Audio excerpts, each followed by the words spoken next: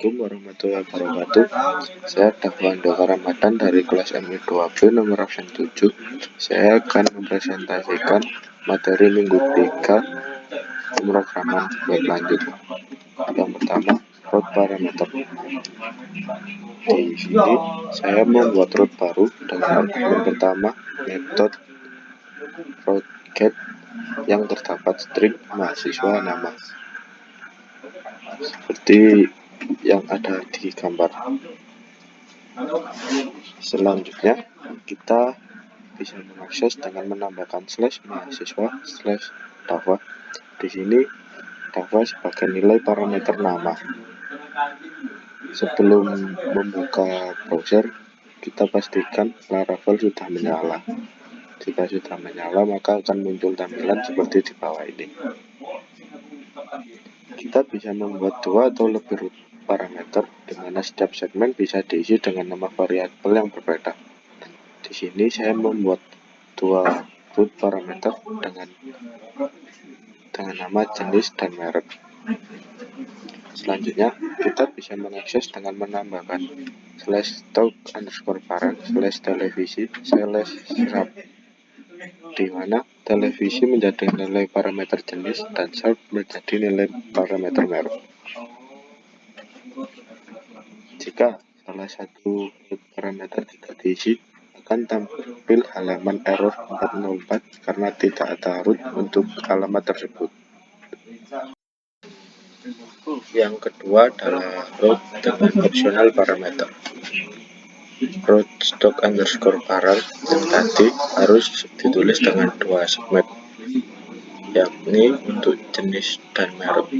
Kita bisa membuat salah satu atau kedua segmen ini menjadi opsional di root optional parameter ini.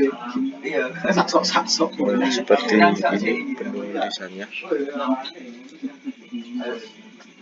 Di sini maksudnya segmen yang menampung nilai jenis barang tidak ditulis pakai nama, atau di sini saya memakai televisi sebagai nilai defaultnya. Begitu pula jika segmen yang menampung merek barang tidak ditulis juga dengan sharp. Berikut hasil dari root dengan optional parameter.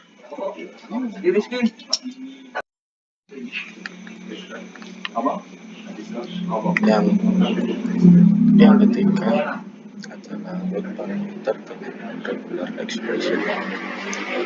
Root parameter juga bisa dibatasi dengan regular expression. Ini dipakai jika kita ingin penulisan alamat URL harus memenuhi pola tertentu. Berikut adalah contoh program dan hasil dari di Laravelnya. Di sini saya menggunakan user 21 sebagai ID-nya dan user 1 dengan huruf yang di kedua. Artinya, apapun nilai segmen terakhir tetap bisa diproses oleh Laravel. Namun biasanya ID hanya terdiri dari angka saja. ID yang diinput dengan huruf seperti 1 seharusnya tidak bisa diakses. Untuk pembatasan seperti ini, kita bisa menggunakan regular expression dengan contoh sebagai berikut.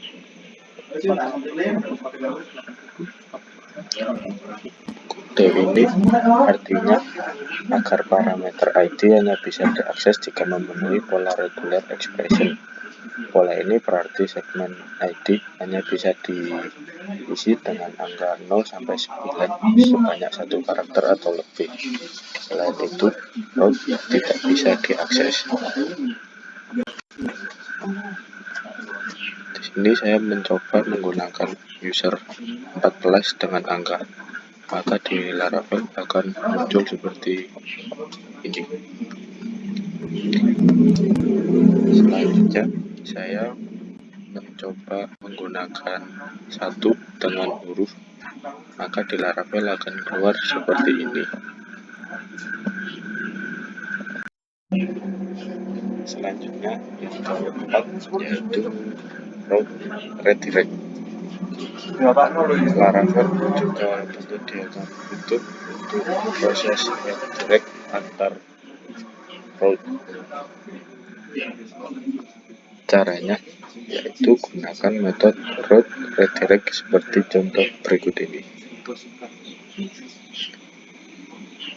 Sehingga ketika diakses alamat Laravel, maka halaman langsung dialihkan ke halaman yang di redirect. Di sini saya membuat redirectnya kontak us sehingga akan diarahkan ke route hubungi kami.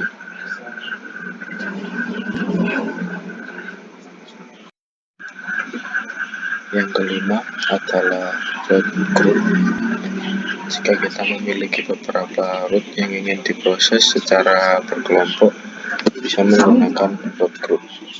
Dengan menggunakan route group, beberapa route bisa diproses sebagai satu kesatuan. Apa yang bisa diproses untuk route group ini akan kita pelajari secara bertahap.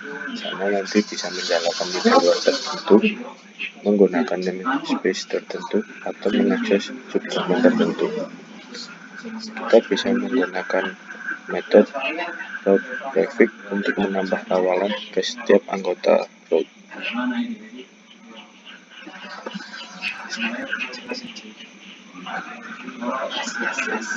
Ketiga route ini bisa diakses dari alamat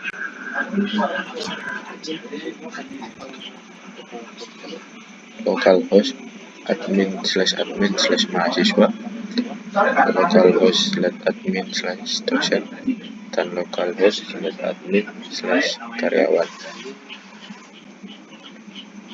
Tidak ada yang salah dari cara ini, namun karena semua root menggunakan awalan segmen yang sama, yakni admin, kita bisa memanfaatkan root group dengan tambahan metode root prefix seperti di bawah ini.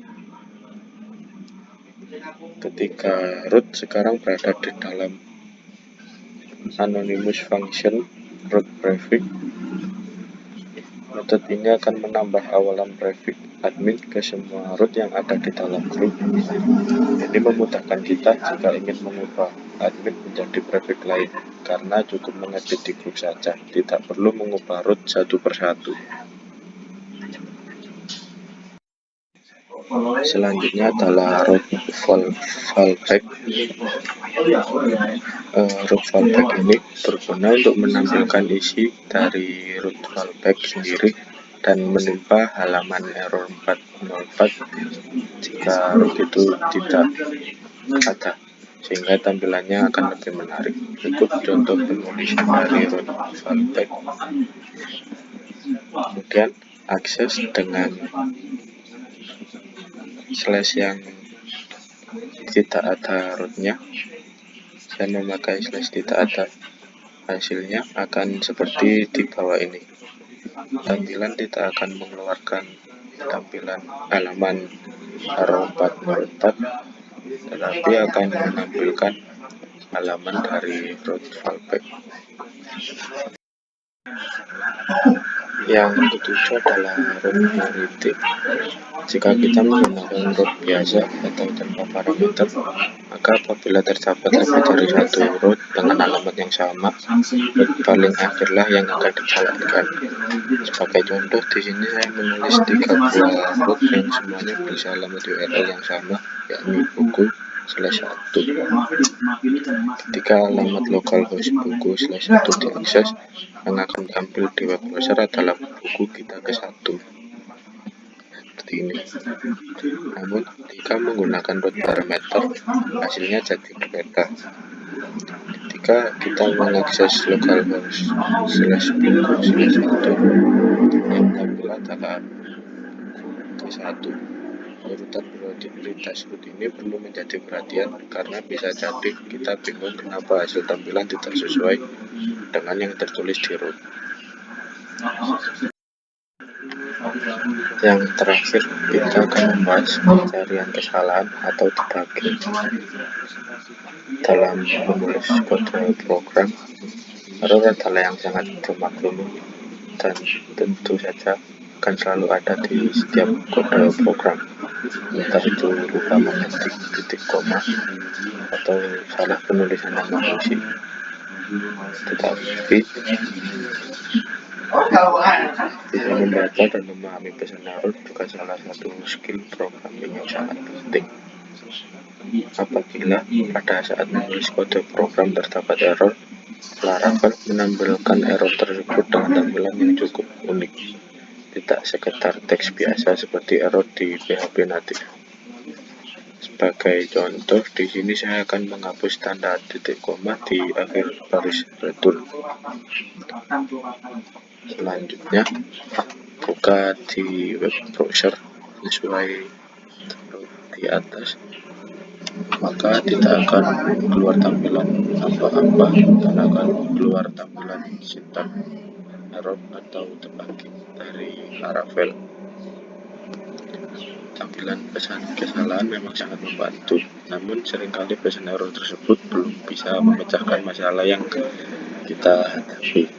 Dalam PHP natif, kita sering menggunakan fungsi var_dump atau print_r untuk menampilkan struktur detail dari sebuah variabel, terutama variabel yang berisi data kompleks seperti array. Kedua fungsi ini juga masih bisa dipakai di Laravel. Contoh penggunaannya seperti ini. Di sini saya merancang sebuah root hello dalam fungsi closure. Di baris kedua ini saya membuat variabel hello dan mengisinya dengan string hello world. Berikut hasil yang ditampilkan. Untuk menghindari teks hello world tampil dua kali seperti di atas, dan juga untuk menghentikan PHP dapat setelah perintah var_dump bisa ditambahkan fungsi lain seperti ini, maka tampilannya akan berubah sebagai berikut.